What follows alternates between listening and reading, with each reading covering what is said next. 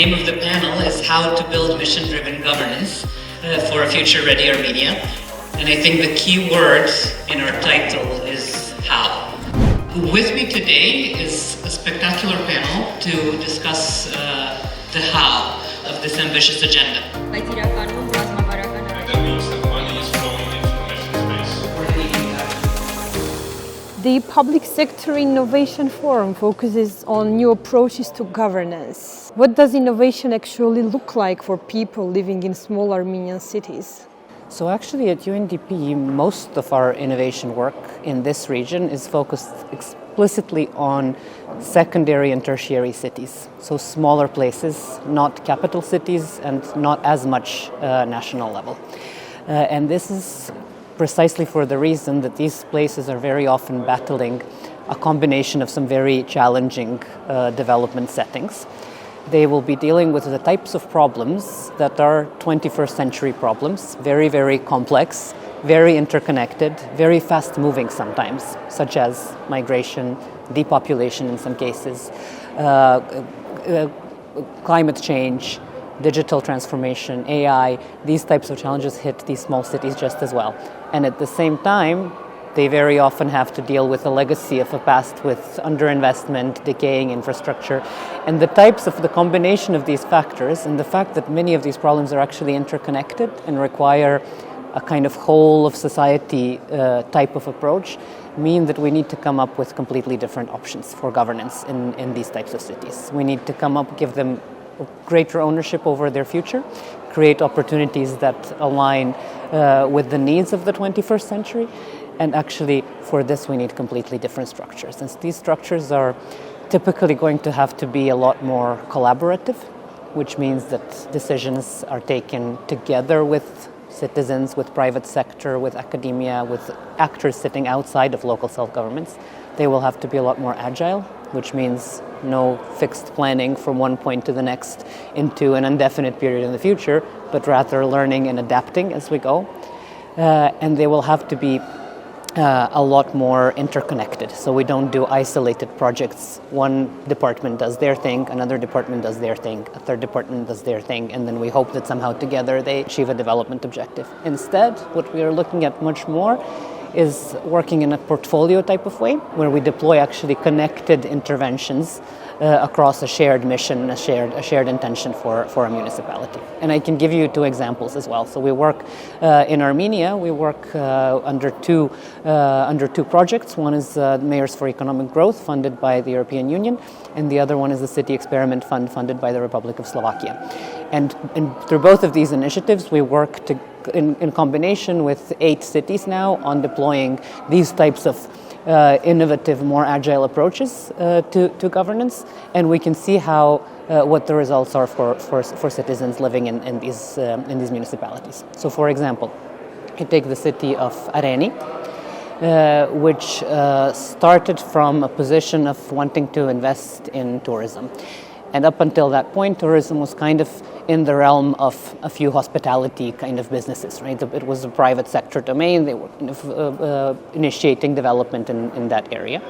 What the municipality did through this process is actually people came together, so private sector, citizens, public sector as well. So the municipality started collaborating a lot more and starting being proactive in the planning, and they formulated a mission around sustainable tourism. So instead of one wine festival that they had until then, they set up a whole range of interventions, including some infrastructural ones, including an investment into identifying what are the actually local assets, what are the things that we have in the community around which we can build a new offer. And in this case, it included local cuisine and so on. So what the city was able to do is actually come out with a completely new sustainable tourism offer for creating new jobs and new economic opportunities, but also motivating basically the community to come together around a shared mission. And another example is Stepanivan, for example. Stepanivan is a city that's been facing depopulation, economic stagnation, all of these typical challenges that we encounter in the region with secondary and tertiary cities.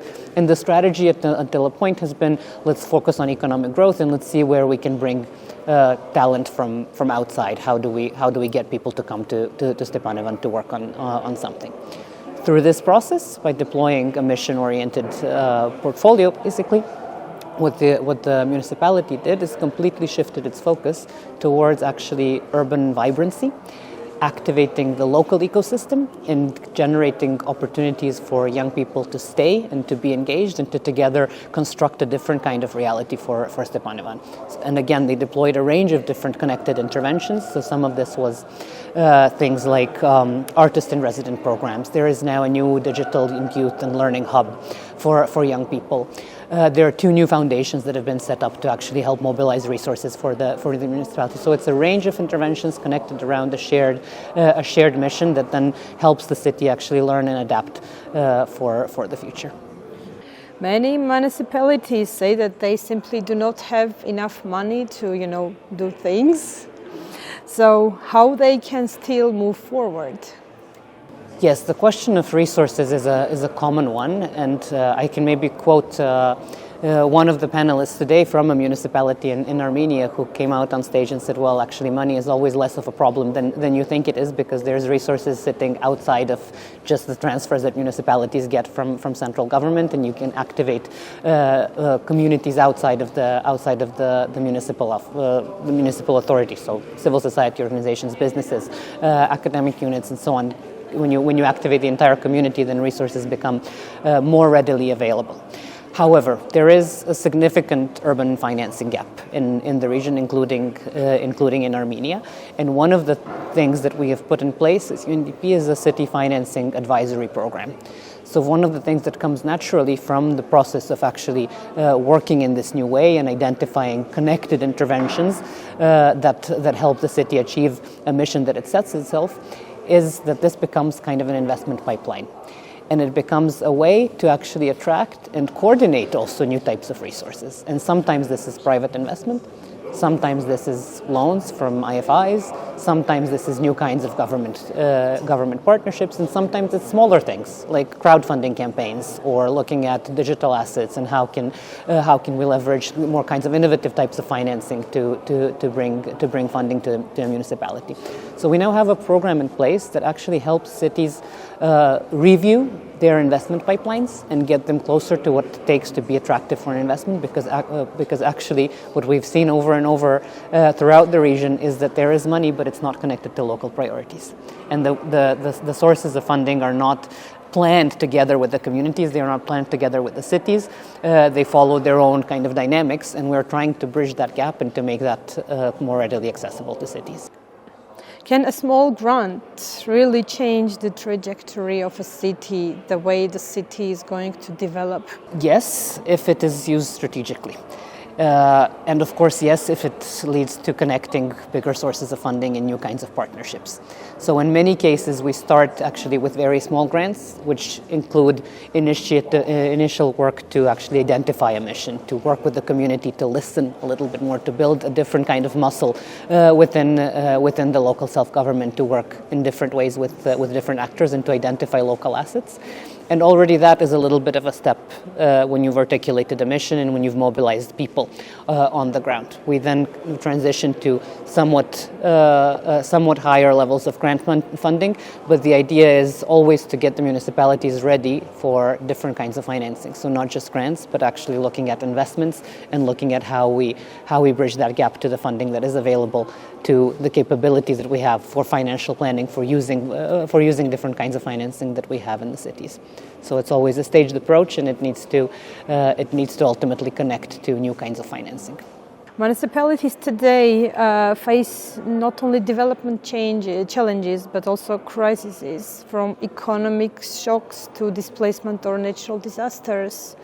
So how does the innovation approach promoted by UNDP help cities to become more resilient?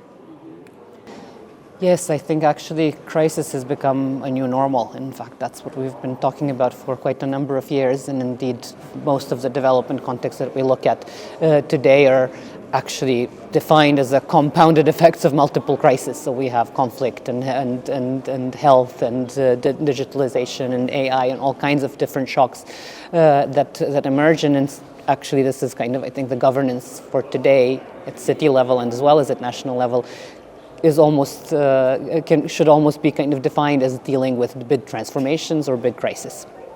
Of course, if we look at the traditional way of planning and implementing cycles in local self-governments, what you will see is we write a plan today for the next 5 years or for the next 10 years, then we implement, and then after 10 years have passed, it's very difficult to even retrace and understand what worked and what didn't work, right? It's very hard to learn at the end of the process. That type of approach, in that kind of context, obviously when a crisis hits, it's kind of down to luck and the ability of a couple of individuals that are in the right places, and then that's what we have at our disposal.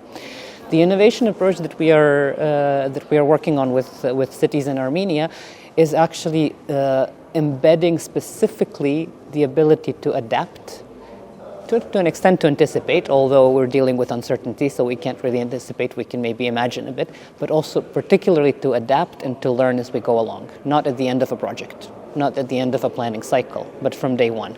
From the beginning, we want to understand how what we are putting in place is helping us learn how our system behaves under pressure, under different kinds of pressures.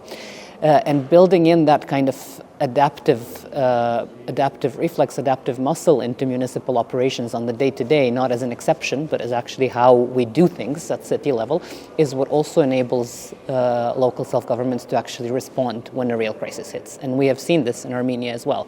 We have seen it in Kapan when the displacement crisis hit, where actually the municipality was able to adjust very fast and to start building systems and tools that are today being considered for scale-up at national level, actually.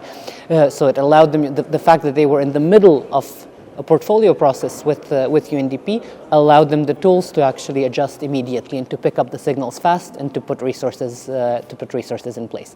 We have seen a similar thing happen with Alaverdi and with the floods, where the municipality was actually much better positioned to be part of the national flood response than it would normally be the case. It would normally come from the central government. Because Alaverdi was in this type of process, they had the kind of the sense actually that they should be responding first of all, and also the ability to adjust systems and to adapt resources to where they were needed.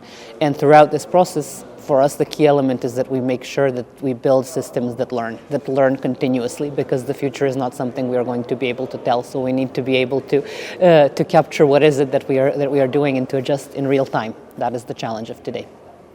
This flexible approach sounds more like approaches used in programming than in traditional government. Than in policy. Perhaps even in programming it's sometimes challenging, so it's sort of, we see that we've all become, as the international development sector, also a bit too reliant on projects that are a bit more hermetic, a bit more from point A to point B. And these projects are perfectly valid and perfectly reasonable for certain types of problems. So for problems that are of a technical nature, that are complicated problems, where you need to kind of do a lot of careful planning and good execution, and where you need the right expertise, the right amount of money, and so on, and can be then certain of the outcome, such as a lot of the infrastructure work, for example, is this type of work.